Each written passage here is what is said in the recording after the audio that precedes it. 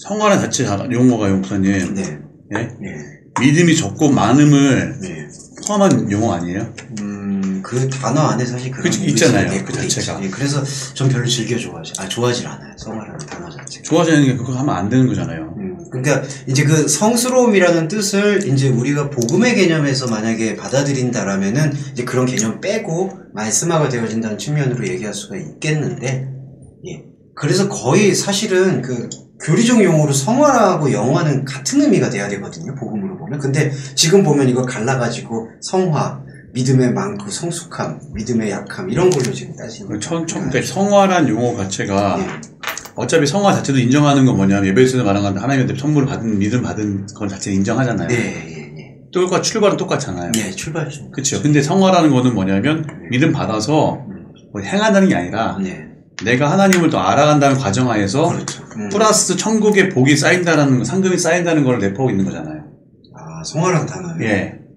그러니까 성화가 되는 과정이 이루어지면 뭐냐면 내가 믿음이 적어놓은 기본적인 요소지만 내가 서울에서 서울에 살면 인생 살면서 하나님과 더 친밀감 유지되고 이걸 어떻게 보면 규격과 단위화시키는 수는 없어요. 그러니까 목사님 내가 보기에 목사님 성화의 1단계 뭐 2단계 3단계 이렇게 들어갈 수는 없어요. 그 판단은 하나님 하시는 거잖아요. 그렇죠? 근데 성경 말씀에는 중요한 게 내가 쌓은 거 마음이 드는 건 천국의 하늘에 뭐가 있다 그러잖아요. 한국에 우리가 쌓을 상급이 있다고 생각하니까 성화라는 것도 니꼬르는 뭐냐면 하늘의 상급이랑도 니꼬르 할 수 있는 거잖아요. 그렇죠. 근데 저희 같은 경우 하늘의 상급이 쌓인다는 걸 생각하고 가기 그렇죠. 않잖아요. 그 개념은 달라져야 되겠죠. 그러니까 기존에 알고 있는 성화의 용어 개념하고는 좀 다른 것 같아요. 그러니까 굳이 사용하는 건 저 별로 바람직하지 않게 생각해서. 근데 이제 제가 그런 걸 사용할 때에는 이제 그 사람들이 생각하고 있는 그 개념에서 그걸 변화시키기 위해서 이제 사용하는 것 뿐이죠. 그 단어 자체의 의미에서 원래 갖고 있었던 의미는 조금 변화를 시켜야 되겠죠. 그리고 이제 칼빈 교리로 들어가면은 칼빈이 말할 때 성화 교리에서 상급론은 개입이 안 됐어요. 근데 그래요? 이제 이후에 보면, 그러니까 기독교 강요에 보면은, 근데 이제 그 칼빈의 성화는 헌신과 복종이 이제 개입이 되죠. 그러니까 대가에 대한 거는 배제하고 믿음을 받은 자로서, 은혜 받은 자로서 살아가야 될 성도의 자세. 그러니까 어제 도리, 이제 성도의 도리, 뭐 그런 거를 지금 성화라고 얘기했던 것 같아서. 그리고 깨끗하고 정결해진 것. 근데 그것도 사실 아니잖아요. 어떻게 보면. 아니, 그렇죠. 어떻게 보면. 그러니까 영화는 뭐냐면은 이제 그렇게 해서 이제 그 영적인 능력으로 화해진다. 그래서 성화하고 영화를 단계로 보더라고요. 성화를 열심히 실천하게 되면 영화의 단계에 이르게 된다. 성화라는 게 예수님을 믿어서 사람이 믿음의 행위를 할 때 그때 영적인 게 많이 없잖아요. 그러면 영화라는 겁니다. 전 영화라는 자체가 하늘나라에서의 생활이라고 생각했었거든요. 맞아요. 근데 만약에 목사님처럼 성화랑 영화를 같이 맥락에 두고 보면 성화는 기본적으로 예수를 믿는 거고 믿음이 와서 믿음이 살아가는 생활을 말하는 거고 영화라는 거는 여기에 좀 더 꽃 피워갖고 내가 영적으로 뭔가 깨어져서 뭐 신접이 된다든가 신접이라든가 그러니까 영화하고 성화가 사실은 같은 의미로 써용돼야지 저는 맞다고 보거든요. 그러니까 칼빈 교리에서 영화 개념은 지금 팀장님 말씀하신 것처럼 어떤 천국에 갔을 때에 대한 하늘의 참여를 지금 많이 이야기하고 있고, 성화는 그런 하늘의 참여를 하기 위한 인간의 도리, 그리스도인의 도리와 과정을 설명한다고 보는데, 이제 이 복음화의 관점, 그러니까 성화나 영화라는 단어는 교리적 용어잖아요. 지금 성경에 없는 거거든요. 그런 것들을 만약에 성경적, 진짜 본질적 관점에서 조명을 해본다라면 저는 같다라고 봅니다. 왜냐하면 영화라는 것 자체가 지금 유교옷을 벗고 난 다음에 가는 게 아니라 우리 안에서 실현되어지는 그 하나님의 하늘에 참여하는 과정으로 볼 수가 있으니까 그게 곧 영화고, 그리고 그게 곧 동시에 성화의 과정으로 편입시킬 수가 있다. 만약에 이걸 한 점으로 표현하자면 한 점 안에 찍는 순간 영화와 성화 같이 들어지는 거잖아요. 그렇죠. 그렇게 만약에 그 성화라는 용어를 사용을 하시게 될 때가 있으면은 꼭 그런 설명들을 조금 나눠주실 필요가 있겠어요. 그렇지 않으면 또 이제 그냥 또 드는 생각이 그러면 성화된 삶을 살면서 노력하는 게 영광 돌리는 삶의 전부가 될 수가 있거든요. 근데 그런 거는 또 구분을 해서 이해를 해야 되는데 근데 이제 개혁주의적 목사님들이 갖고 있는 생각 중에 여전히 많이 남아있는 건 이 성화에 대한 의지들이. 근데 알미니안도 마찬가지로 성화를 그 용어를 쓰잖아요.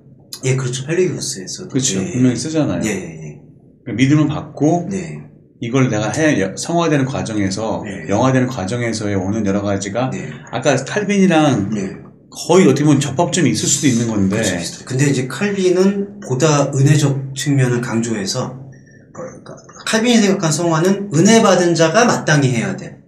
그러니까 저는 칼빈이 조금 더 그 관점에서는 맞다고 보는데, 봐요. 근데 알미니안주의는 그게 아니라 우리가 행하는 것을 통해서 하나님의 구원이 깊어진다라고 보는 관점이거든요.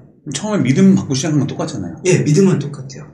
근데 이제 창조와 진화하고의 차이도 있을 수 있는데, 칼빈은 이제 믿음은 전적으로 하나님에게 속한 거다. 그걸 구체화시키진 않았지만 이제 그렇게 못을 받고 시작한 것은 저는 의미 있다고 봤는데, 알미니안주의는 그게 아니라 인간 안에 하나님을 알만한 것이 있고 그것을 이렇게 깨우쳐 나가고 일으켜 나갈 때 하나님이 역사하신다. 야, 그거는 좀. 근데 큰 차이가 있죠.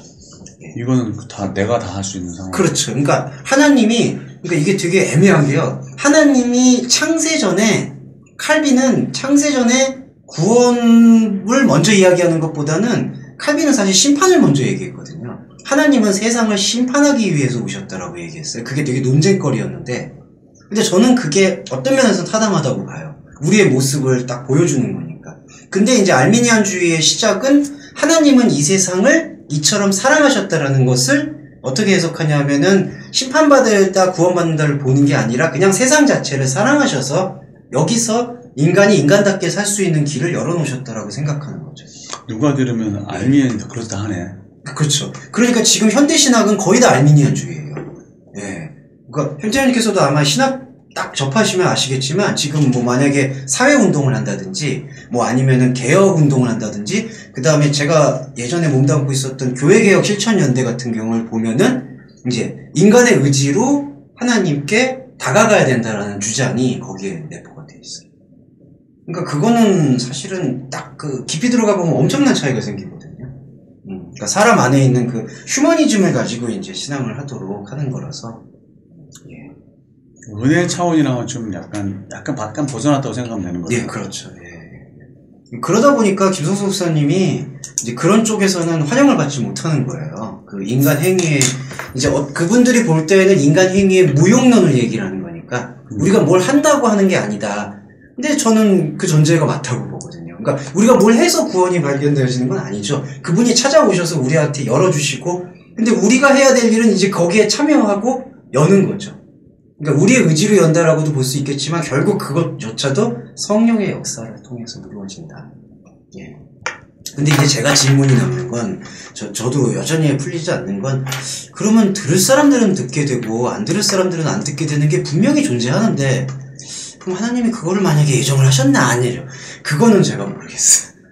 근데 저희는 이제 저희한테 지금 주어져 있는 하나님의 말씀에 대해서 최선을 다해서 내 안에서 열고 그 다음에 기회를 얻든 못 얻든 같이 있는 자들과 함께 이 복음을 나눌 수 있도록 함께 해야 되는 거. 그거는 분명한데 근데 그 다음 거는 사실 잘 모르겠어요. 어떻게 하실지. 예. 사실은 말씀하신 대로 말씀은 우리가 구원을 얻는 길을 알려주는 거잖아요. 네. 근데 사실은 천국이 이렇다고 말씀하신 적도 없고 거의 반해서 지옥 또한 물론 꺼지지 않는 불이라고 그 표현하고 계시지만 그것에 대한 구체적인 그 불이 우리가 지금 느끼고 있는 이 불을 말하고 있는지조차도 사실 우리는 모르는 거거든요. 맞습니다. 다만 그 불이라는 용어가 하나님과 함께하지 않은 상태를 말하는 거죠.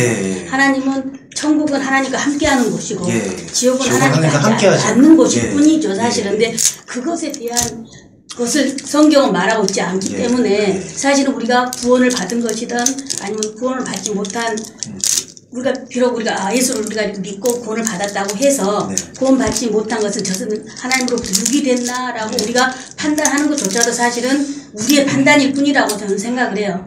그건 하나님의 영역인 거지 우리의 영역이 아니어서. 우리 영역은 사실 아닌 것 같아요. 그러니까 우리 전사님 말씀처럼 성화와 영화를 말할 때 자꾸 성화라는 게 우리가 뭔가를 자꾸 변해가는 것, 성스럽게 변해가는 것으로 못이 바뀌어 있으니까 성화와 영화가 다르다.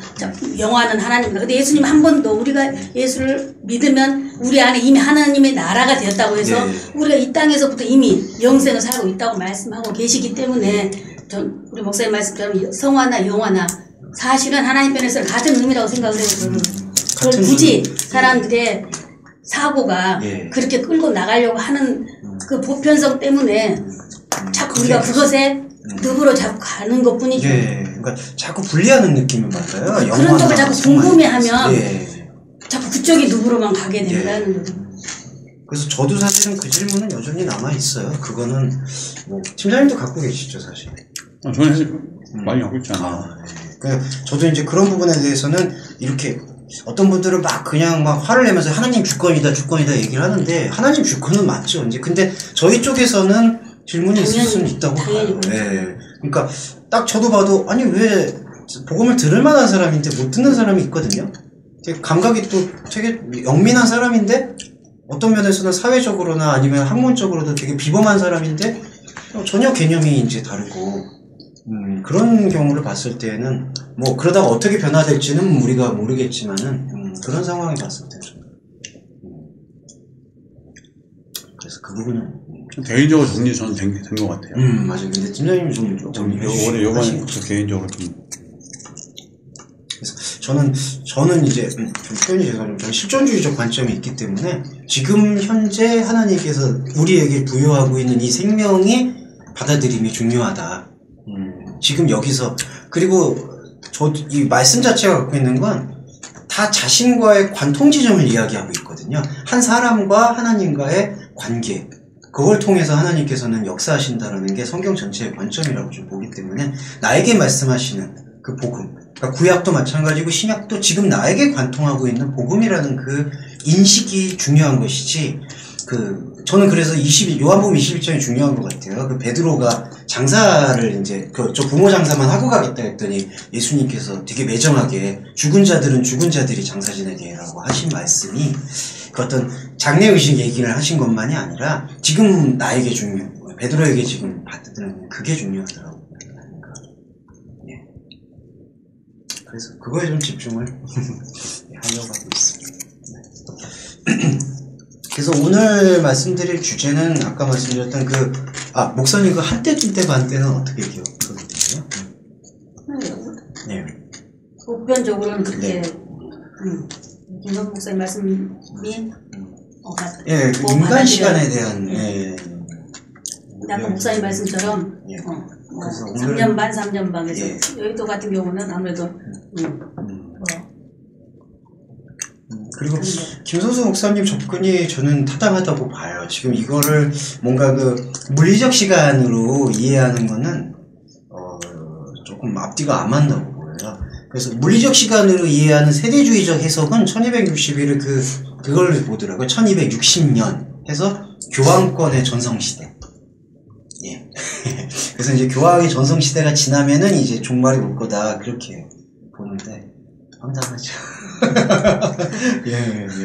근데 그리고 왜 1260일 갔더니 왜 1260년으로 했는지도 근거가 없고, 그런 것들은 세대주의적인 해석은 그렇게 됩니다.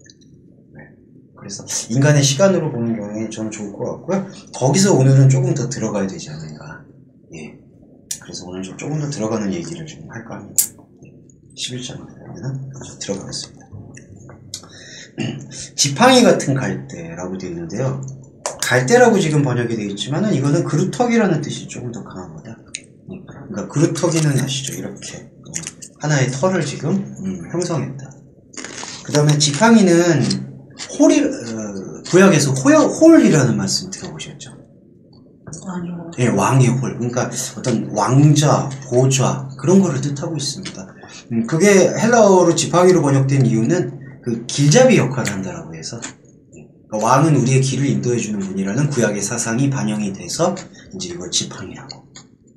그러니까 지팡이 같은 갈대를 지금 천사가 말씀의 전달자가 요한에게 준 거죠. 지팡이 같은 그루터기를, 홀과 같은, 왕의 보좌와 같은 그루터기를 주면서 말을 합니다. 일어나서 하나님의 성전, 그 다음에 그 안에서 경배하는 사람들을 그 다음에 측량하라. 네. 측량이라는 건 이건 측량은 어떤 느낌이겠어요? 측량이 아니라 청량인데 청량? 이게 측량이라는 단어가 또 좀 맞을 것 같은데. 아, 그래요. 측량 뭐 그 잰다 무게를 잰다고요? 잰다고요? 잰다. 예. 메트로스. 예. 그건 예. 어떤 걸 여쭤보시는 거예요? 아, 뭐 인식이나 느낌이 있으시죠? 균형 잡는 거 아니에요? 균형 잡는 거. 균형이죠. 예. 그리고 또 하나 기준이라는 예. 그렇죠. 이제 기준점을 잡는다. 예. 측량한다. 그러면은 여기서 성전을 측량한다라는 거는 어떤? 일단 이건 좀 긍정적이거든요. 성전을 측량한다. 네. 성전의 기준을 본다.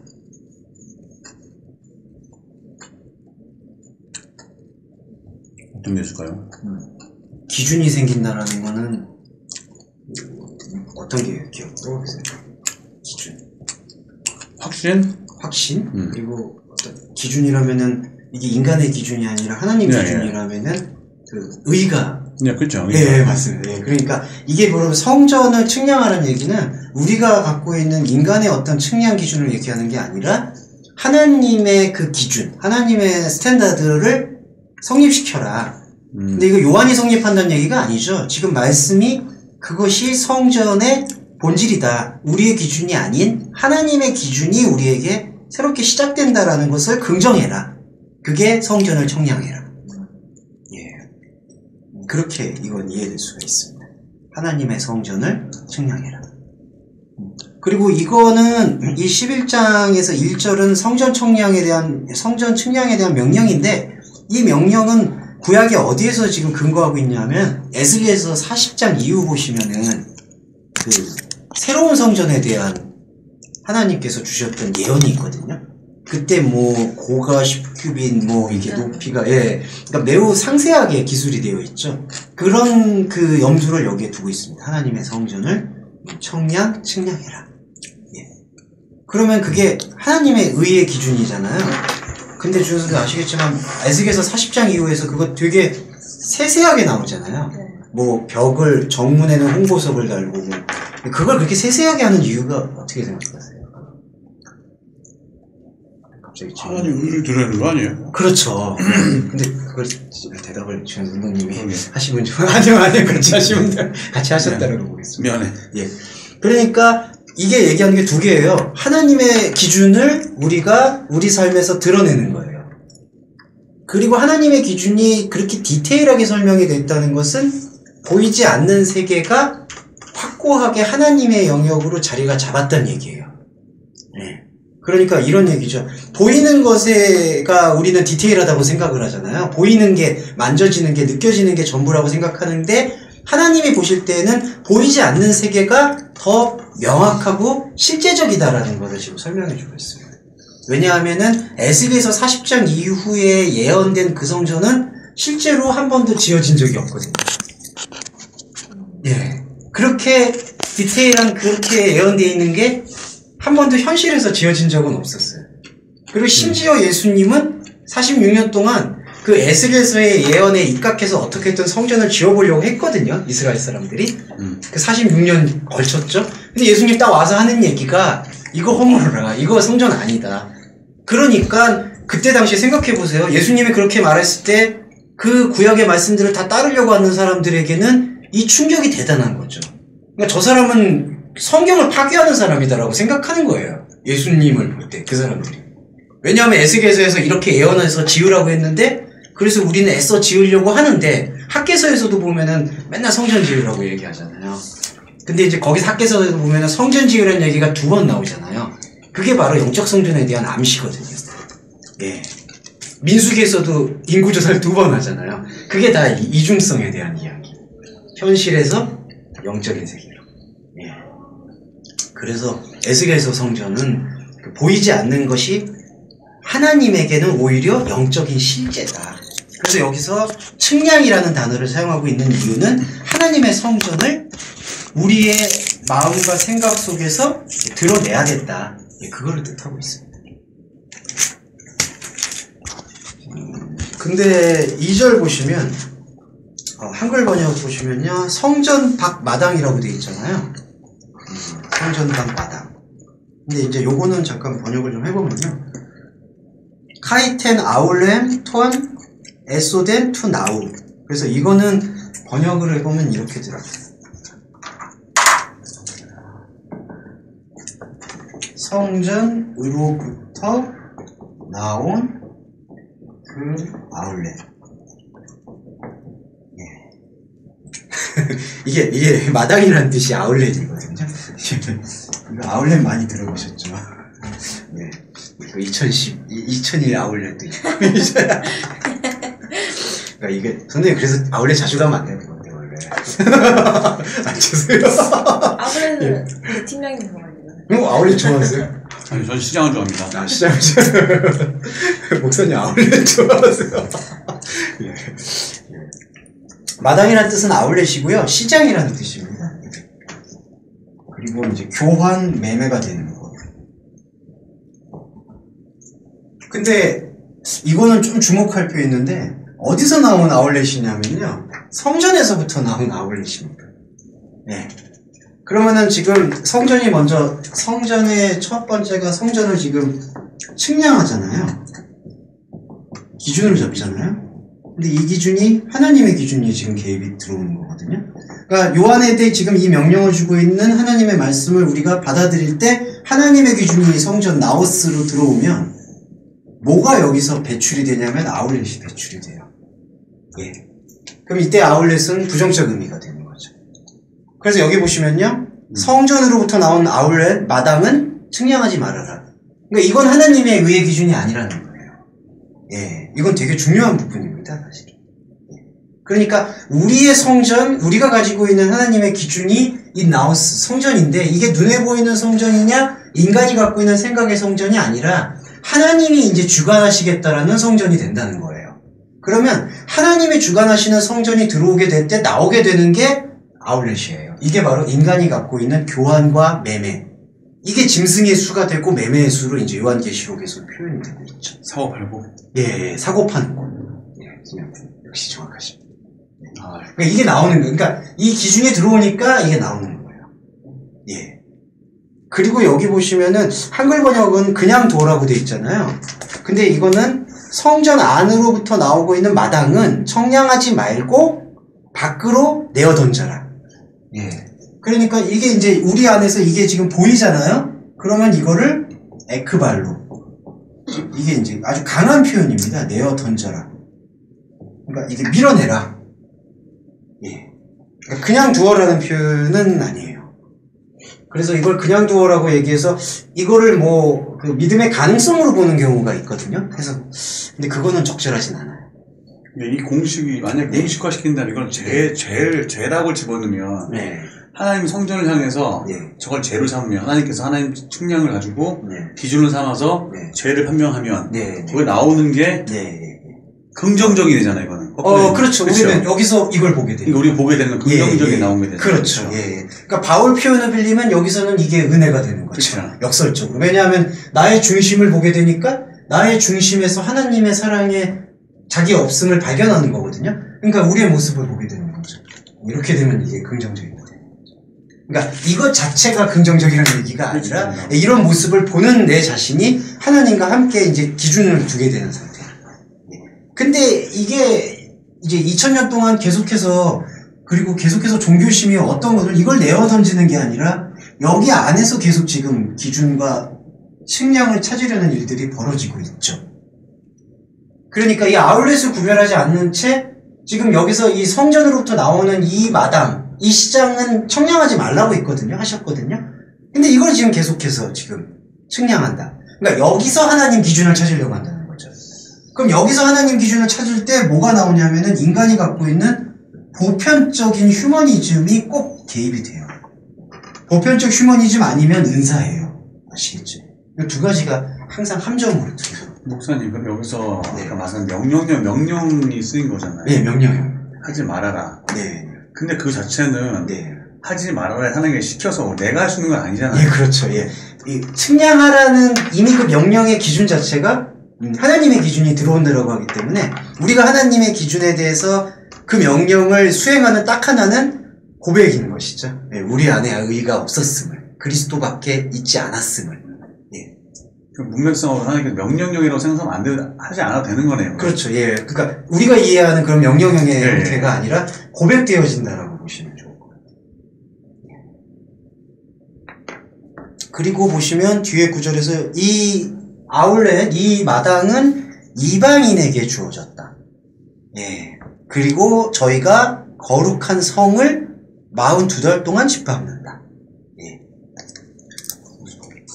그러면은 이제 이게 이제 좀 입체적 해석이 필요한데요. 이게 이제 성전이 이제 진짜 성전의 이제 핵심인데 이 성전은 사실은 우리에게 지금 없는 거였거든요. 왜냐하면 이게 우리의 의와 우리의 기준이 아니라 하나님의 기준이기 때문에 이것이 우리한테 주어져 있지 않았어요. 복음이 말하고 있는 일관된 메시지가 이 하나님의 의와 기준은 우리에게 주어진 것이 아니다. 예, 오직 은혜다. 그거를 지금 설명하고 있고요. 근데 여기에서부터 이제 이걸 역으로 생각하시면 복음을 통해서 우리는 이 아울렛에서 성전을 지금 본 거거든요. 그렇죠. 그러니까 이방인이었던 우리가 여기서 예수 그리스도의 복음을 경험을 해서 예수 그리스도의 복음의 진의를 알게 되면 요 성전을 이해하게 되고 그러면 우리에게 없지만 하나님께서 우리에게 있게끔 만들어주신 그게 칭의죠. 의가 없지만 의롭다고 여겨주셔서 하늘 백성을 삼아주시는 게 아울렛에서 나오스에서 저스티피케이션으로 칭의로 요런 과정을 겪습니다. 근데 여기서 이방인들은 지금 어떠한 일을 벌이고 있냐 하면 우리는 여기서 복음으로 구별이 되면은 출애굽한 백성이 되어서 이방인이 아니라 이면적 유대인이 되잖아요. 로마서 표현을 보면.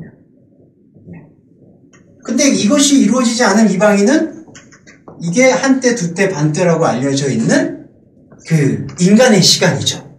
근데 그 인간의 시간을 42달이라고 이렇게 표현했어요. 무네스. 42달 동안 짓밟는다. 근데 또 뭘 짓밟느냐 하면은 거룩한 성을 짓밟는다. 그러면은 이방이 지금 먼저 짓밟는 거에서 거룩한 성을 보시면 이방이 자기가 짓밟는 게 아니잖아요. 이방 자체가. 근데 지금 이방 자체가 이걸 아울렛으로 삼고 있으면 그것 자체가 하나님의 거룩한 성을 짓밟고 있는 상태라는 거죠. 예. 이해되시죠? 그리고 또 하나가 이 한때, 두때, 반때가 인간의 시간을 생각하고 있는데 이게 이제 여기서 세 가지로 구별이 돼요. 요거를 한때, 두때, 반때를 3년 반을 42달, 1260일 이렇게 나누었거든요. 그 의도가 보시면은 이 달이라는 그 헬라어 무네스와 히브리어 나탄은 나탄, 무네스 이 단어는 단순한 어떤 이 월 30일의 개념만 뜻하는 게 아니라 절기를 뜻합니다. 네. 그래서 항상 달에 한 번씩은 그때 유대력도 그렇고 히브리어도 그렇고 헬라어도 그렇고 제사가 있어요. 그러니까 이거는 단순히 달의 의미가 있는 게 아니라 절기를 지킨다는 의미가 있죠. 절기의 근원은 율법이에요. 저번에 한번 말씀을 드렸지만 율법이 있기 때문에 제사가 있는 거예요. 율법을 다 지킬 수가 없으니까. 그러니까 제사로 상쇄하죠. 또 율법 들어오죠. 율법 못 지키죠. 제사하죠. 이거 오늘날 교회에서 회개하는 거하고 똑같아요. 율법 못 지켰으니까 일주일에 와가지고 참회 기도하고 또 일주일에 또 죄 짓고 또 참회하고 그거하고 똑같은 방식이에요. 그러니까 42달이라는 개념은 이 인간의 시간을 절기로 표현을 하는 거예요. 율법으로 표현을 하는 거예요. 그러니까 이방인의 상태는 하나님이 우리에게 선택하셨던 그 생명의 은혜를 계속해서 율법으로 전환시킨다는 얘기를 하고 있습니다. 그래서 그걸 42달이라고 표현을 하고 있는 거예요. 이게 요한의 의도죠. 결국 이쪽에 있는 이방인들 있잖아요. 불하고 하는 사람들은 이 사람들 아예 그 하나님에 대한 인식을 하지 못하는 사람들이잖아요. 예, 그렇죠. 모지도 못하고 있고. 예. 거기서 이제 그 층위로 좀 나누면 하나님에 대해서, 그러니까 이걸 편하게 얘기하면 아예 교회를 안 다니는 사람. 그러니까 아예 교회를 안 다니는 사람한테도 종교가 있잖아요. 무신론자라고 해도 종교가 있고, 이제 그런 사람들도 모든 게 자기 안에 있는 양심의 기준이 율법이 되죠. 그러니까 그 율법으로 자기는 계속해서 인생을 사는 것. 또 하나, 교회를 다닌다고는 하지만 생명의 의미에 대해서 한터럭도 깨우치지 못한 사람. 그러면은 복음을 아무리 들어도 죄송한 말이지만 이거 다 절기로 보잖아요. 계속 절기로 지키잖아요. 예, 그러면은 42달 동안 집 밟는 거예요.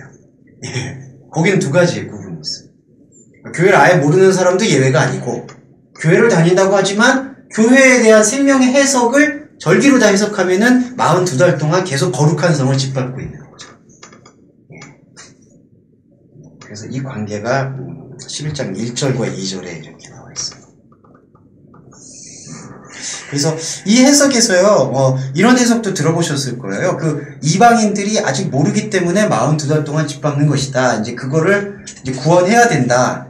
그 의미도 맞긴 맞는데 그거는 내재적으로 봐야 돼요. 이방이라는 게 우리 안에 다른 나일 수가 있고, 그 절기에 묶여있는, 율법에 묶여있는 우리의 생각을 하나님의 말씀 해석을 통해서, 말씀 예배를 통해서 하나하나 풀어내는 거. 그렇게 해석을 해야 되는 게 맞지, 이거를 외부적으로 구원 못 받고 있는 사람들, 그 사람들을 이렇게 데리고 와야 된다.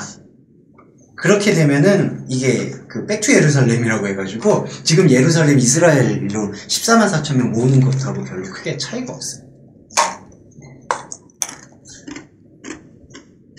그 다음에 이제 좀 더 깊이 들어가는 건데요. 3절에 보시면 두 증인한테 권세를 줍니다. 여기 두 증인은, 이건 팀장님 두 증인 어떤 거 해석 들어보신 거 있으세요? 증인 비유 혹시? 저는 증인까지 모르겠고 두 함은 생각나거든요. 전이. 그게 뭐예요? 마지막. 저 혼자 이거 두 증인은 들어볼 해석 아시는 게 있으시죠? 교회 보통은 죽음을 보지 않은 에녹하고 엘리야를 말을 많이 하죠. 그렇죠. 이제 선지자 표현도 하고, 그런 관계도 있고, 그런 것들을 조금만 세밀하게 들어가면 이걸 연합의 관점으로 이해하시면 절대식과 인경은 아이고, 그렇게 연합하면은 이거 재앙이야. 그들은 그렇게 알고 있을 거예요. 전 진짜 답답한 게, 이런 얘기하면 죄송하지만 42달 동안 짓밟고 있는 게 바로 그거거든요. 말씀을 다 절기로 보는 게, 난 1000번째 다 처음 나는 그 말 들을 때 아주 경악을 금치 못했습니다. 제가 너무 신앙생활 하고 싶지 않으세요? 제가 너무 근데 무슨 말씀이에요? 1,000번째 시작하겠다고 10만원씩 내라고 하는 거야. 10만원씩 해보 내는 대로 내는 거지 뭐. 근데 그거는 구역에 있는 걸 그대로 그렇게 옮겨가서 할 수 있나요? 참. CBS에서 아바드 장원 그거 한 거 뉴스에 됐다며. 뉴스에서 나왔다고 페이스북에 누가 올려놨대. 왜 나왔는데요? 그 교회에서 아바드 장원도 그렇게 선출한다고. 참 지랄도 다 붙네 진짜. CBS가 그러면 안 되죠. 하여튼 이 42살 동안 다 짓밟고 있는 그런 모습이 그렇게 표현되고 있고요. 그러니까 계속 말씀 보실 때 계속 그거를 이렇게 전환시키는 걸로 보셔야 돼요. 그렇게 이 관점은 계속해서 삼으셔야 됩니다.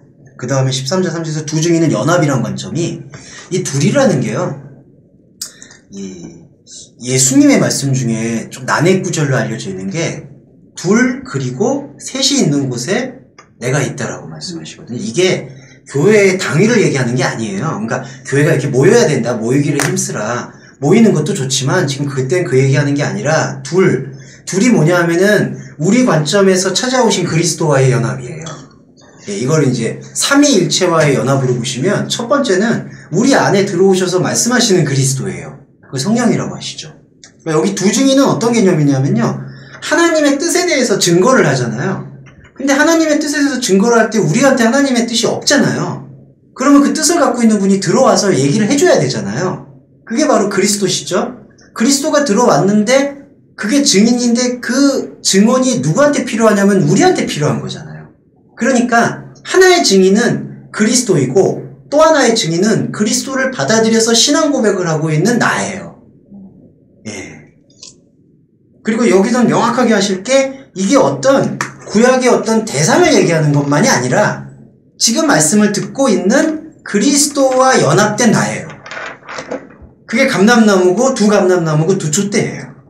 예. 그래서 이 둘이 하나님한테 이 증언을 하잖아요. 증언의 대상이, 증언을 듣는 사람이 누구냐 하면 성부 하나님이 되는 거예요.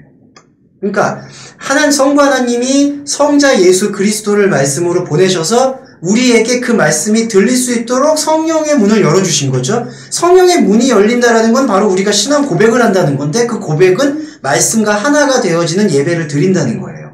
그러면은 그렇게 성령을 통해서 우리가 성자 예수 그리스도의 뜻에 대해서 고백되어지면 그 고백을 들으시는 분이 하나님이고 하나님이 그 관점에서 그거를 영광 받는다라고 얘기하는 거예요. 다른 어떤 우리가 행위를 통해서 영광 돌리는 건 아무것도 없어요, 사실은. 예. 그래서 둘을 통해서 셋이 모이는 거예요. 예. 아, 그러면 일단 기본적으로 네. 잠깐 단순화시키면 네. 두중이라는 사람에게 예, 하나가 우리한테 들려진 말씀을 전해주신 예수 그리스도죠. 네, 맞습니다. 그렇죠. 예. 또한 증인은 내가 되는데 예, 내가 그 사이에 네. 이걸 듣게 해주는 성령의 역할이 있는 얘기죠. 네. 그러니까 그걸 그래서 이제 파라클레토스 중보자라고 표현을 하는 거죠. 그리스도가 계시고 이분이 우리의 최초의 증인이고 첫 열매고. 근데 이 첫 열매가 우리 안에서 우리도 온전히 그 증언을 할 수 있도록 풀어지는 것이 바로 성령의 역사인 것이죠. 예. 그러면은 이거를 또 들으시는 분이 성부 하나님. 그러니까 듣고 말하고 이게 계속해서 그러면 요한복음 표현을 빌리면 성부 하나님이 들으시잖아요. 그럼 성부 하나님이 그 들은 것에 대해서 꼭 화답을 하세요. 구약에서도 계속 화답을 하세요. 그러면은 처음에는 적게 들었던 것이 계속해서 하나님한테 색심이 들리잖아요. 하나님이 그걸 들으시잖아요. 그럼 하나님은 꼭 하나를 더 주세요. 그러니까 이건 뭐 은혜나 선물이 아니라 하나님의 뜻을 더 들려주세요. 그럼 우리는 더 들어요. 그래서 이 깊이가 넓어지는 거죠. 이게 천국이 침노가 되는 거죠. 그러니까 그리스도인의 삶이 이거예요. 그러니까 어떻게 사는 거를 알겠더니 이거 하나예요. 예배를 통해서 그게 소급된다는 거잖아요. 예, 그렇죠. 그러니까 저희가 드리는 예배의 본질이 거기에 모든 것이 헌신이 그러니까 되어져야 되는 거죠. 헌신이라는 표현도 이제 외부적 헌신이 아니니까 이해해 주실 거라고 생각합니다. 그래서 여기 보시면은 이 기법이 있습니다. 3절에서 나의 두 증인에게 내가 권세를 줄 것이다. 예. 권세가 이제 선물입니다. 선물이라고. 도소. 선물을 줄 것이다. 선물은 바로 성령의 역사이죠. 그러니까 두 증인이 그리스도고 나인데 이 나에게 성부 하나님의 말씀의 전달은 성령을 주시겠다고 하는 거예요. 그러면은 성령이 어떤 역사를 하냐면은 1260일을 예언할 것이다. 예. 아까는 이게 절기잖아요. 네. 근데 날은 뭐냐면은 이게 하나님의 활동 시간이었어요. 네. 이거 기억하시죠? 헤메라, 그 다음에 용. 이거 히브리어가 용, 헬라어가 헤메라. 이게 지금 달하고 날하고 달과 날을 이렇게 비교를 하고 있는 그 목적을 보시면은 여기서 이방인들은 이거를 절기로 복음이 들어오면은 복음을 율법과 절기로 지켜서 짓밟고 있죠. 근데 그리스도를 통해서 발견하게 되는 나죠. 지금 팀장님 자신이죠. 팀장님 자신은 이거를 하나님의 활동으로 지금 이해를 하는 거예요. 이게 헤메라입니다. 그래서 이거를 풀어서 1260일이라고 얘기해요. 그러니까 똑같은 인생의 시간이 하나는 율법에 묶여있는 시간이 된 거고 하나는 복음으로 풀어진 시간이 되는 거예요. 그게 바로 예언하는 시간이죠.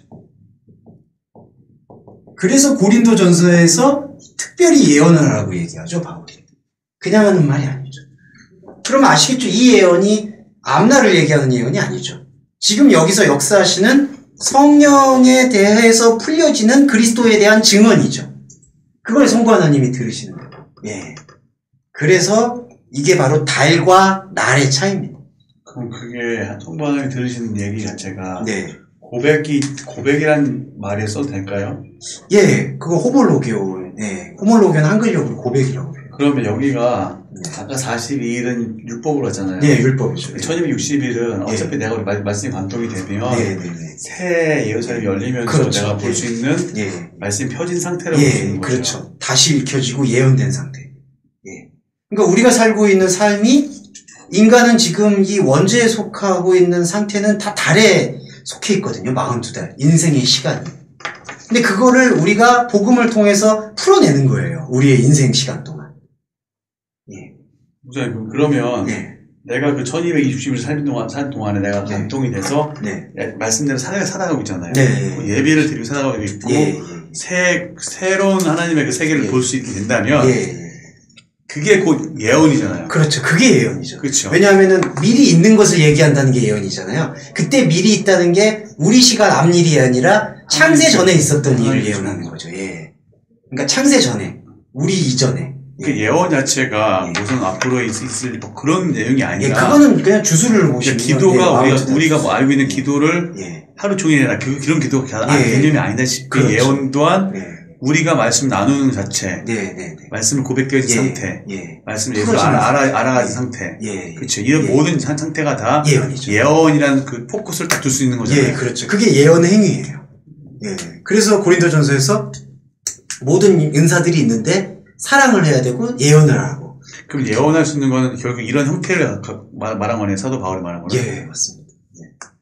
그리고 이제 조금 세부적인 얘기지만. 이거는 과정이라고 표현할 수 있을 것 같아요. 과정이 필요해요. 어떤 과정이냐면은 다 전부 적용되는 건 아니지만 처음에는 이 절기가 대한 인식이 들어와야 돼요. 그러니까 아예 무신론자가 갑자기 여기로 들어올 수는 없어요. 이거 좀 틀어달라고. 주연아, 에어컨 틀어달라고. 켰다 하나. 갑자기 숨이 좀 막혀.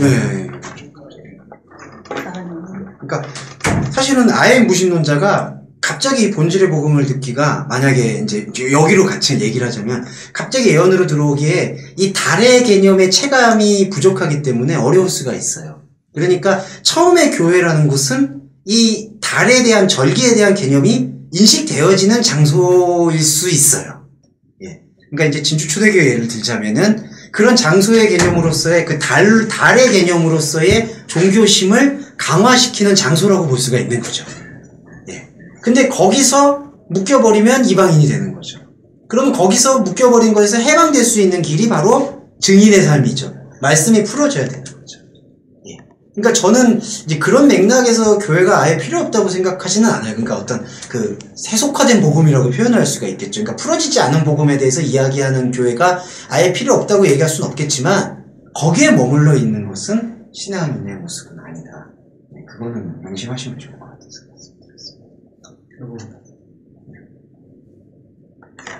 농담하지 말아야지. 농담을 아니. 예, 거기까지 이제 보시면은 이 3년 반이라는 한때 두때 반때라는 인간의 시간이 어떻게 받아들여지느냐, 그거의 차이를 여기서 설명할 수 있겠습니다. 예, 두중이는 그렇게 보셔야 돼요. 이 구약 예표로 이해하시는 것도 약간은 좀 부족한 표현이라고 봐요. 예, 그러니까 이제 구약의 인물들도 그런 활동을 한 것이죠. 그 다음에 이제 우리 안에서도 그러한 활동들이 일어나고 있다. 그거를 긍정하고. 근데 어차피 요한계시록도 내 말씀이 되어야 되는 거죠. 그렇죠. 예, 내 복음이 되어야 되는 거죠. 예. 그렇잖아요. 예. 가장 중요한 게 그런 것 같아요. 예, 좀 집중될 필요가 있어요. 창세기는 출애굽은 이렇게 출애굽한 거는 주는 고백하고 되고 내가 세대가 받는 그런 말씀이 연관성이 있잖아요. 네. 솔직히 창세기 이런 거는 솔직히 그렇게 연관성 갖고 있지 않거든요. 네. 그냥 교리로 설명될 뿐이지. 그렇죠. 근데 요번에 느끼는 게 저번 창세기를 들으면서도 아까 저번에 요지 집사님 잠깐 얘기한 거 있잖아요. 네. 내가 말씀이 몰랐을 때는 말씀이 몰랐을 때는 떠나서 말씀 들렸을 때가 내 마음속에 창세가 열린 거라고. 그렇죠. 새로운 창세. 이제 그거 듣게 또 하나님 시간대에서 제 머릿속에 어떤 게 있었냐면 창세 전의 개념 자체가 좀 부딪힐 수 있는 게 뭐냐면 지금 만들어지기 이전에 거기에 제가 계속 머물러 있었거든요. 그러니까 물질이 조성되기 이전에. 그러니까 하나님께서 나를 사랑한 게 나를 태어나기 전부터 날 사랑했다는 그런 용어 자체가 내 머리에 굉장히 많았어요. 근데 요새 좀 창세기를 주로 좀 들어보고 하면서 집에서 좀 많이 공부하면서 느낀 게 뭐냐면 저번에 유집사님이 말씀하신 게 그 뭐죠?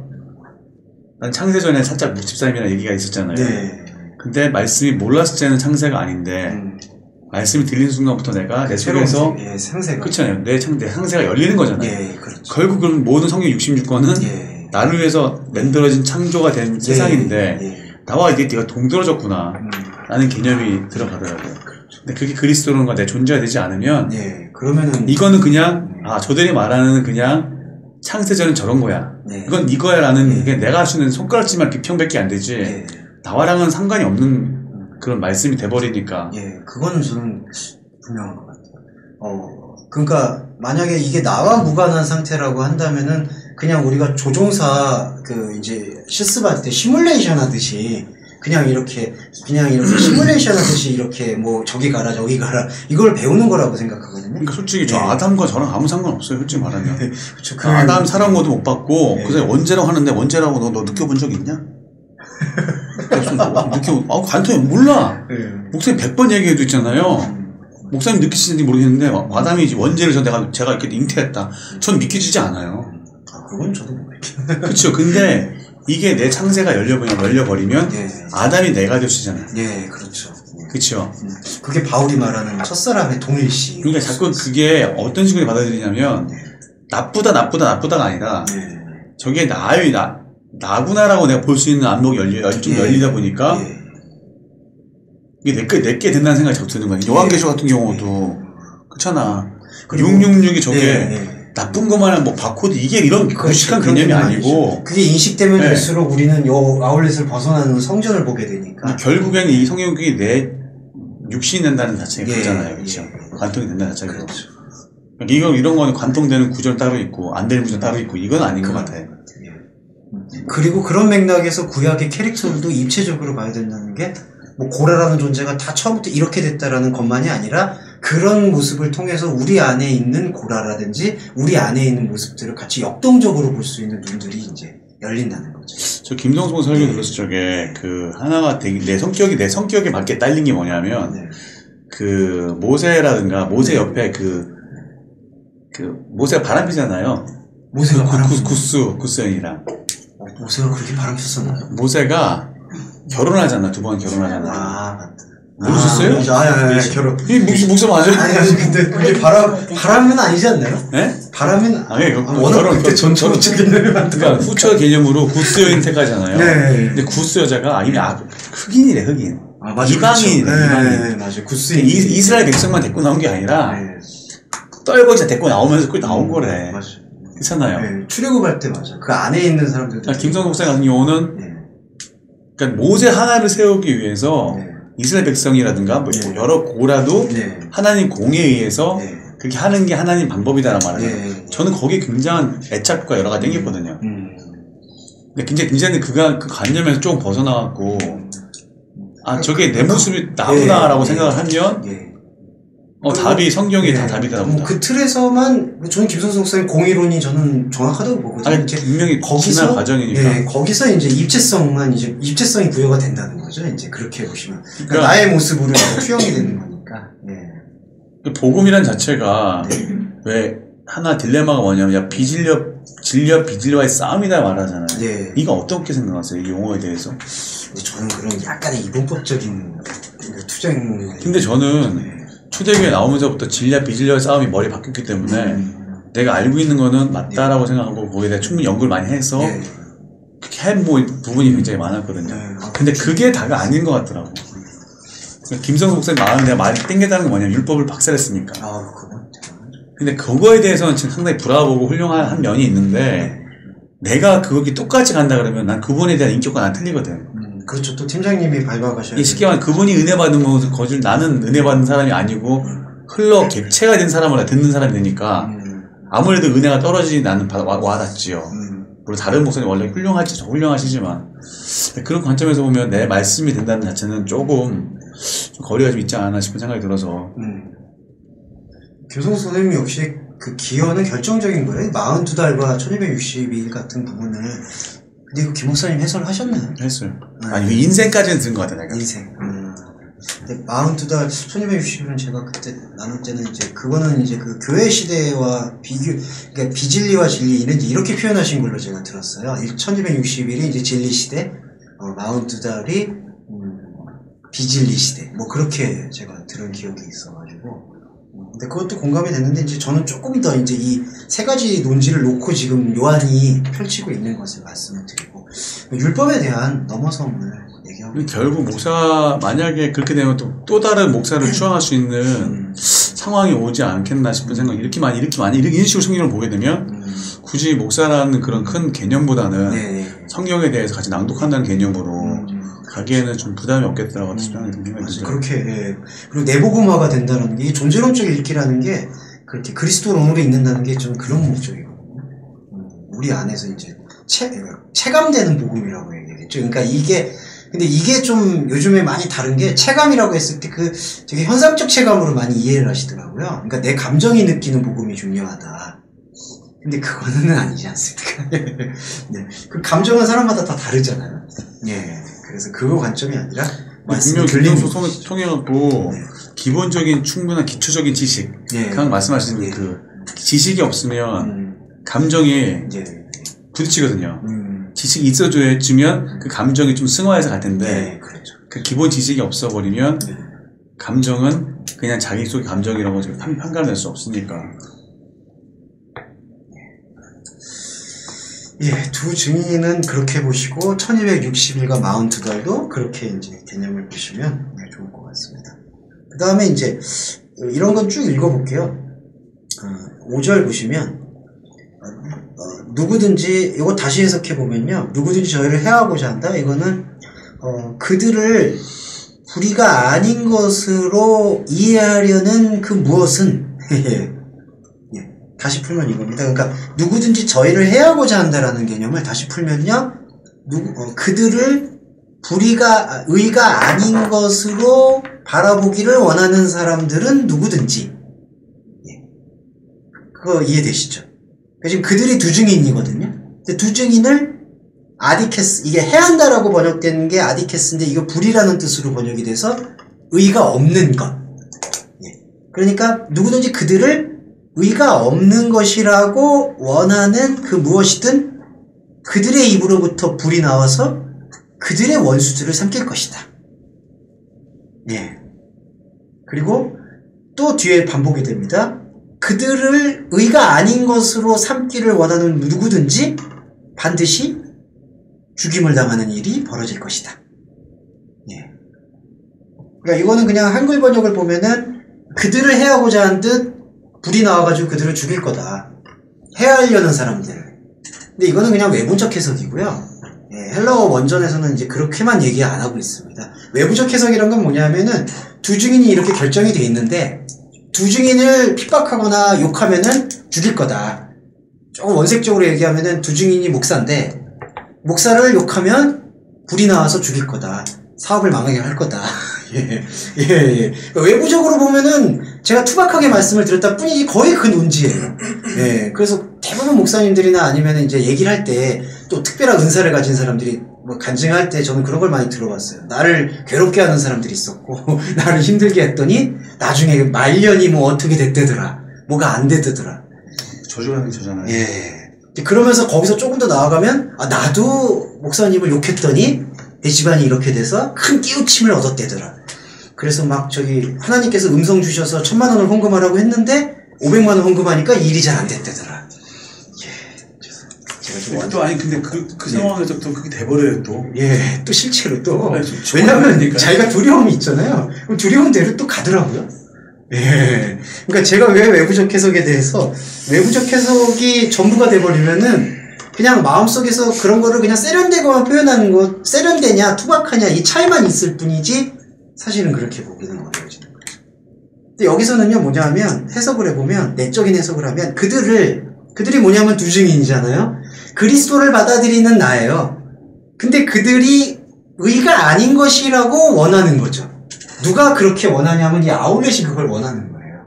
그러니까 두 증인은 이거를 지금 증거하잖아요. 저희가 말씀을 읽을 때 지금 이거를 얘기를 하잖아요. 근데 이런 것을 이야기할 때 우리한테 실제적인 감정이나 실제적인 삶에 체감이 안 되는 것처럼 보이니까 이 아울렛으로 다시 해석을 하고 싶은 거예요. 그러니까 이런 그들은 의가 아니야. 그렇게 원하고 싶은 거예요.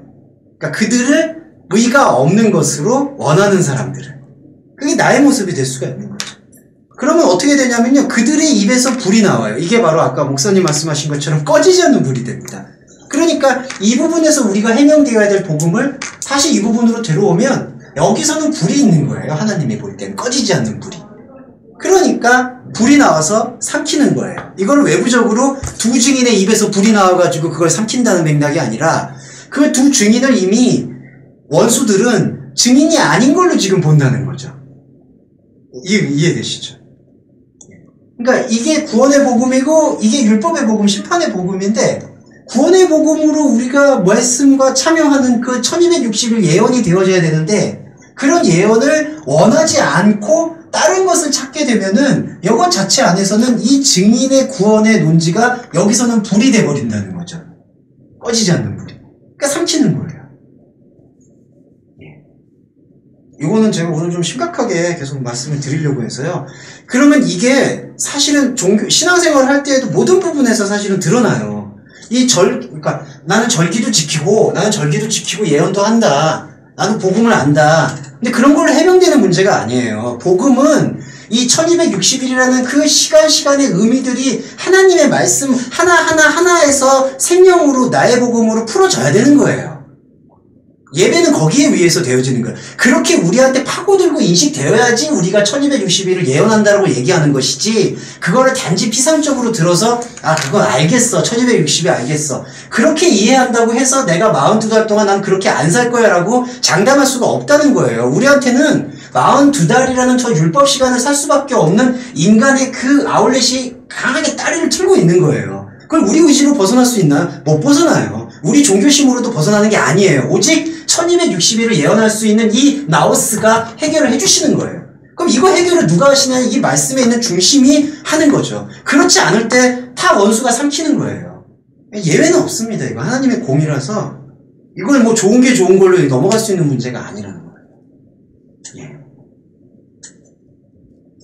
그래서 죽습니다. 여기 보시면 반드시 죽임을 당한다. 죽는 거예요. 그거에 대해서 뭐 낭만적으로 생각할 수가 없는 거예요. 그러니까 나는 뭐 42달 이렇게 난 42달 짓밟지 않을 거야. 그건 자기 결심이죠. 자기가 결심한다고 걔가 거기서 벗어날 수 있나요? 예. 그래서 말씀 예배의 저는 중요성에 대해서는 아무리 얘기해도 전 지나치지 않다고 봐요. 그렇게 뭐 두 마리 토끼 잡듯이 뭐 난 이것도 하고 난 이것도 예언하고 뭐 여기선 예언하고 저기서는 절기 지켜도 뭐 이렇게 잘 될 거야. 그런 식으로는 안 갑니다, 사실은. 예. 그래서 저희가 예배 드릴 때 왜 말씀 예배의 그 깊이에 대해서 추구를 해야 되느냐. 예. 너무 세게 말씀하시네요. 예. 아니 이거는 정말 중요한 얘기라서 그냥 삼키는 거예요. 그러니까 그 아무리 봐도 좋은 게 없어요. 그러니까 저희가 만약에 그냥 말씀을 그냥 어떤 도덕 교과서로 읽는다 그러면은 그냥 이런 일이 있겠지. 그냥 무서운 일이 벌어지겠지. 이렇게 표현할 수 있지만 이게 지금 내복음이 되어 있는 상태 속에는요. 그냥 좋은 게 좋은 걸로 이렇게 넘어갈 수 있는 문제는 아니에요. 예. 그래서 우리가 계속해서 이거를 풀어내는 과정을 계속해서 할애할 이유는 당연하다. 이건 그냥 옵션이 아니라는 거죠. 예, 그래서 죽임을 당하는 부분이 나오고요. 6절을 보시면 그들입니다. 증인이 그 하늘을 닫는 권세를 받아서 예언을 하는 동안 비는 못 내리고요. 그 다음에 물이 피로 변하고요. 그 다음에 땅이 모든 재앙으로 이렇게 친다. 근데 한글 번역 중에 좀 아쉬운 게 아무 때라고 돼 있잖아요. 근데 이제 아무 때가 아니라 그냥 원하는 때, 이게 원하는 그 시간. 그러니까 두 증인이 원하는 그 시간인데 두 증인이 원한다라는 뜻이 원하는 게 이 넬레만 뜻이라는 뜻이거든요. 그러니까 두 증인이 원하는 시간이란 건 내 기분 내키는 대로가 아니라 두 증인이 증언하는 시간. 그건 뭐냐면은 두 증인이 하나님의 뜻에 대해서 이야기하고 있는 시간을 얘기합니다. 예. 그러니까 여기 보시면요. 권세를 가지고 하늘을 닫는데 이게 두 차원이에요. 하늘을 닫혔잖아요. 이게 자물쇠 개념입니다. 베드로한테도 예수님이 천국에 자물쇠를 줬다라고 하셨거든요. 그거를 닫은 사람한테 제가 자물쇠를 갖고 닫잖아요. 닫는 사람은 안으로 들어와요. 이게 골방이에요. 방주고. 근데 닫잖아요. 근데 내가 닫아가지고 들어오잖아요. 들어오면은 나는 하나님과 함께하는 존재인데 들어오지 못한 존재가 되잖아요. 자기가. 그러면은 그건 밖에 있는 거예요. 이것도 마찬가지예요. 그들은 두 증인이 나와 그리스도잖아요. 우리들이 나와 팀장님의 하나님의 말씀의 이해를 통해서 생명의 권세를 이해하는 그 과정이 있으면 성전이 열리잖아요? 창세가 열리죠? 창세가 열리면 무엇에 대해서 문이 닫히냐면 아울렛에 대해서 문이 닫히는 거예요. 그러니까 이렇게 문을 닫는 거죠. 자물쇠. 그럼 여기로 들어오는 거예요. 창세기 비유를 지금 들으셔서 아시지만 이게 방주고요. 이게 홍수예요. 근데 이제 저번에 제가 말씀드렸듯이 이게 홍수가 그때 역사적으로만 끝난 거냐? 그게 아니라 인간이 살고 있는 지금 무적행으로부터 나오고 있는 이 마귀가 점령되어 있는 절기의 시간 동안 42달의 시간 동안은 다 홍수예요. 예. 그러니까 자물쇠를 이렇게 잠그는 거죠. 그래서 여기서는요. 하늘을 닫았잖아요. 하늘을 닫아서 하늘 안으로 들어온 두 증인은 그리스도와 함께하는 그게 이제 나음에 말씀드렸던 천년왕국인데 그러지 못하고 있는 밖의 상황이 뭐냐 하면은 비 오지 못하고 물이 피로 변하고 땅을 치고 이걸 보시면은 출애굽 재앙이 연상이 되죠. 예. 그리고 7절도 좀 어렵지만은 증거를 마칠 때라고 되어 있잖아요. 근데 이게 이제 입체적 해석이 좀 필요합니다. 그들의 증거가 이게 시간적인 어떤 그 스토리텔링으로 증거가 끝나고 무적행으로 올라온다. 이건 순차적 해석인데 요한계시록은 전에도 말씀을 드렸지만 순차적 해석이 아니라 심화적 해석이라고 해서 처음에 봉인될 때 요 정도 얘기했다가 첫째 화, 그 다음에 둘째 화, 셋째 화 같은 하나님의 구원 사역을 계속해서 크게 깊게 이렇게 열고 있습니다. 이걸 점층법이라고 점강법이라고 얘기를 하죠. 그러니까 여기서도요 이런 기법을 이제 유념해서 보시면 증거를 마치고 무적행이 나왔다는 이런 인과가 아니라 증거가 맞춰지는 바로 그 밖에 이해되시죠? 예. 그러니까 증거는 계속되고 있어요. 텔로스 때. 증거의 밖에. 그냥 쉽게 말하면. 그러니까 증인이 증언하고 있잖아요. 우리가 그리스도를 고백하고 있잖아요. 근데 고백되어지지 못하는 밖. 그럼 그 밖의 세계가 지금 뭐냐면은 요 홍수 세계, 아울렛 세계거든요. 그 세계에서 지금 무슨 일이 벌어지냐면 무적행으로부터 계속해서 짐승이 올라오고 있어요. 현재 진행형입니다. 그러니까 무적행이 열렸죠? 무적행에서 계속 짐승이 올라오죠. 이게 계속되고 있는 거예요. 그래서 그들을 일으켜 그들을 상대로 전쟁을 벌이고 그들을 죽일 것이다. 그들이 누구냐? 바로 하나님의 안에 있는 속한 것이 아니라 하나님 밖에 속해 있는 영역의 사물들을 얘기하는 거죠. 그 시체가 여기 쌓여요. 예. 8절에 보시면. 그리고 8절에서도 한 가지 좀 주목하실게요. 이게 조금 의미 있는데 영적으로 하면 소돔이라고 있습니다. 예. 근데 여기서 굳이 영적이라는 표현을 왜 썼을까? 예, 그것도 좀 주목을 해야 돼요. 구약에서는 영적이라는 표현이 아니죠. 그러니까 구약에서는 실제로 소돔과 고모라가 멸을 했죠. 네.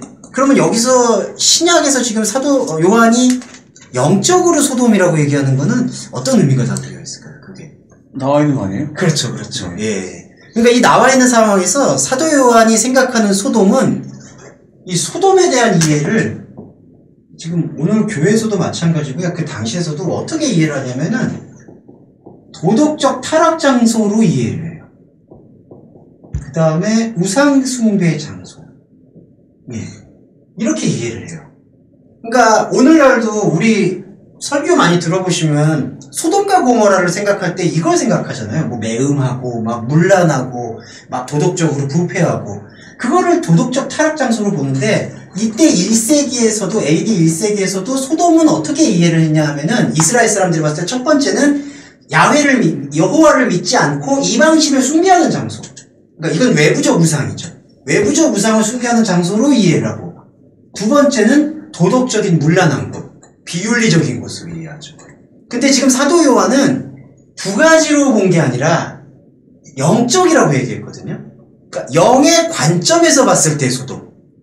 그러면 영의 관점에서 봤을 때 이것은 소돔일 수도 있지만 소돔이 아닐 수도 있는 거예요. 무슨 얘기냐면 여기서 이걸 반대로 만약에 그러면 정결한 하나님의 성소, 그것도 하나님의 성소도 아니지만 만약에 이 도덕적인 걸 다 멸했을 때 그 다음에 이 눈에 보이는 우상을 다 철폐했을 때 뭐 불상 같은 거 없애고 막 다 이렇게 뭐 어디다 땅 밟게 해가지고 침 뱉고 해가지고 넘어섰을 때 이게 그러면 소돔을 넘어선 거냐? 그게 아니라는 거죠.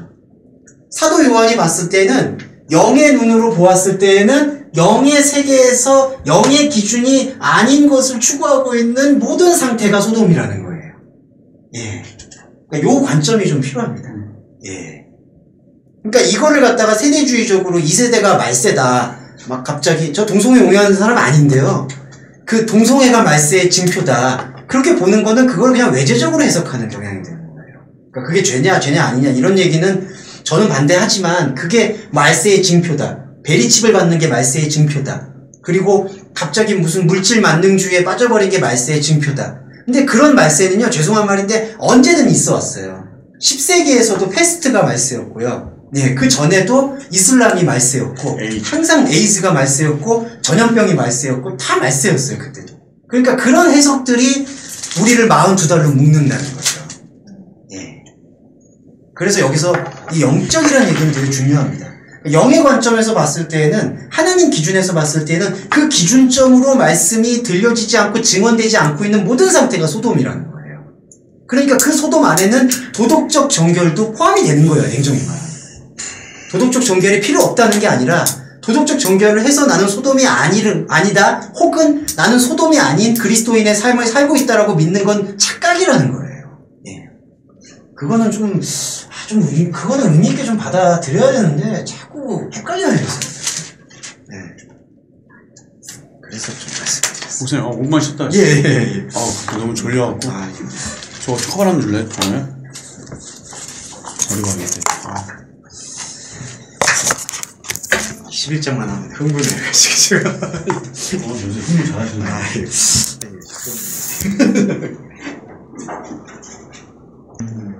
그리고 소돔이라는 해석이 좀 너무 그걸 쉽게 해석하더라고요. 그냥 이렇게 뭔가 타락되어 있는 모습. 보편적으로 정말 너무 쉽게 성경을 해석을 하고 있는 거죠. 예, 그러니까 너무 그냥 소돔이라고 딱 들었을 때 그냥 그 이미지가 떠올라요. 제가 안 가고 싶었는데 별로 안 좋아하는데 월요일부터 수요일까지 교단. 아니 그래도 뭐 교단 모임을 갔다 왔어요. 교단 예. 아니 우리 지방에서 뭐 이렇게 뭐 세미나인데 공짜고 뭐 아니 돈 다 됐으니까 가야 된다 그래서 안 갈라 했는데 갈 사람이 없어서 어쩔 수 없이 이제 머릿수 때문에 갔는데 그래서 여의도에서 이제 나오신 분들이 이제 다시 또 자기들끼리 이제 하는 뭐 그런 거예요. 혼자로 살아가게 되는 걸 가르쳐달라는 게 또 많은 요구거든요. 근데 복음에서는 성경에서는 어떻게 살라는 걸 얘기하는 게 거의 없어요, 사실. 네. 복음 그 바울의 서신에서도 봐서도 뭐 여성이 교회에서 잠잠하라 아니면 위에 있는 권세한테 그것도 사실은 폴리마티콘한 메시지죠. 영적인 흐름을 보여야 되는 거죠. 예. 근데 이제 그렇다 보니까 자꾸 사람한테는 어떻게 사는 체감되는 것들이 워낙 중요한 답처럼 보이니까 성경에서 그걸 자꾸 끌어내리려고 하는 거고 성경은 그것과 사실은 다른 차원의 본질을 이야기하면서 그 본질을 제대로 사는 것이 중요하다. 예. 삶의 패러다임이 다른 거예요. 그러니까 내가 보이는 삶에서 삶이 주어진 거를 잘 살아가는 거를 그리스도인은 원하는 게 아니라 그리스도는 원하는 게 아니라 보이는 삶 속은 그릇이고요. 보이는 삶 속에서 보이지 않는 삶이 진짜 삶인 거예요. 아까 에스겔서가 말하고 있는 40장 이후의 성전이 아주 디테일하잖아요. 그게 바로 보이지 않는 삶, 새 예루살렘의 삶이거든요. 그러니까 그리스도인은 그 새 예루살렘의 삶을 잘 살기 위해서 보이는 그릇의 삶을 그 보이지 않는 삶에 계속해서 원활하게 투사라고 하죠. 계속 투사할 수 있도록 지원해 주라는 얘기예요. 그때 나눴던 어떤 지역적인 관점이 아니죠. 그래서 여기서는 소돔이라는 것, 바로 십자가에 못 박히셨다라는 것은 인간이 갖고 있는 그 시장의 욕망이 그대로 투영된 곳이다. 그때 시장이라는 게 하나님과 알지 못하는 상태에서 인간이 벌이고 있는 모든 행동 일반이죠. 거기서 벌이고 있는 곳이 바로 십자가에 못 박히신 곳이죠. 예. 그 9절 보시면 백성, 족속, 방언, 나라 중에서 사람들이 거기서 나오고 있는 사람들이 사흘 반 동안을 그들의 시체를 목도하며 그들의 무덤에 장사하는 것을 받아들이지 않을 것이다. 예. 이건 무슨 얘기일까요? 그 백성, 족속, 방언, 나라가 이방의 성향들을 지금 다 상징하고 있거든요. 이해되시죠?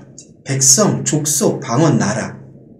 그리고 사흘반이라는 게 저희가 지금 세 가지 이야기의 그 토대가 있었죠. 한때, 두때, 반때를 지금 세 가지로 펼쳐 보이신 거예요. 하나는 42달, 하나는 1260일, 또 하나는 사흘반.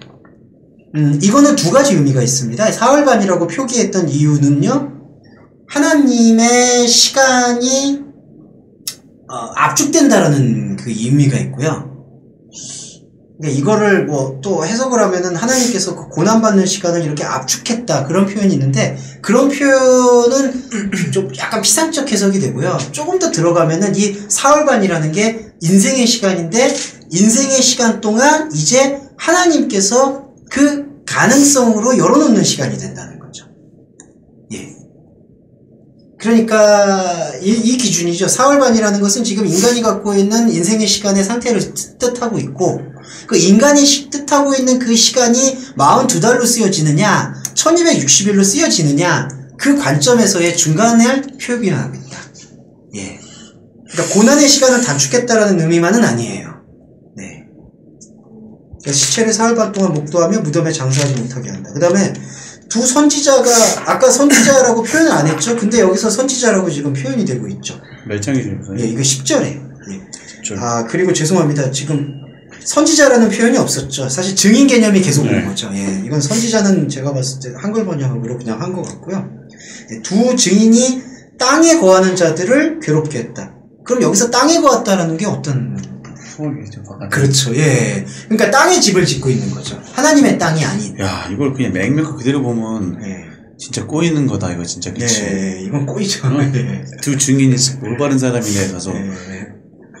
그리고 땅에 거하는 자들에게 지금 어떠한 것들을 여기서 지금 이야기를 하냐면은 고통을 주었다. 예. 그렇기 때문에 여기서 이 땅에 거주하는 사람들은 어떻게 되냐면요, 땅에 거하는 자들은 그 저희들의 그 죽음을 즐거워하고, 그 다음에 뒤에 보시면요, 서로 선물을 주고받는다가 나옵니다. 네. 이 선물 개념이요, 하나님이 이 선물 개념은 온전한 은혜거든요. 은혜는 수직적인 겁니다. 하나님과 우리와의, 팀장님과의 관계성이죠. 수직의 관계성. 근데 여기서 지금 이 땅에 거하는 사람들은 어떠한 일을 벌이느냐, 알레로스 도론. 그러니까 서로 이 선물을 주고받는 거예요. 하나님과의 관계를 형성해야 될 이 선물의 개념이 서로 간에 주고받는, 이 주고받는 개념은 또 매매가 또 그렇게 되죠. 이게 바로 시장의 본성입니다. 예. 그러니까 두 선지자가 땅에 거하는 자들을 괴롭게 했죠. 그 다음에 저희들의 죽음을 지금 즐거워하고 있죠. 백성과 족속과 방언과 나라가. 예. 근데 이제 11절에 보면요, 3일 반을 후회라고 돼 있잖아요. 근데 이거는 애프터라는 뜻이 아니라 메타가 쓰였기 때문에 경험했다, 겪었다, 관통했다는 뜻입니다. 예. 그러니까 메타, 타스, 트레이스, 헤메라이스, 카이, 헤민. 3일 반을 겪은 후에 생명의 영이 하나님에게로 들어갔다. 무슨 얘기냐면 3일 반이 아까 인생의 시간을 뜻하잖아요. 상징하잖아요. 인생의 시간을 경험하는 것은 무슨 얘기냐면, 인생의 시간 동안에서, 이거 두 가지입니다. 인생의 시간 안에서 하나님의 복음으로 보게 되는 존재는 인생의 시간을 살면서 내가 하나님의 은혜에 사배하지 않는 존재의 상태는 모두 42달이구나.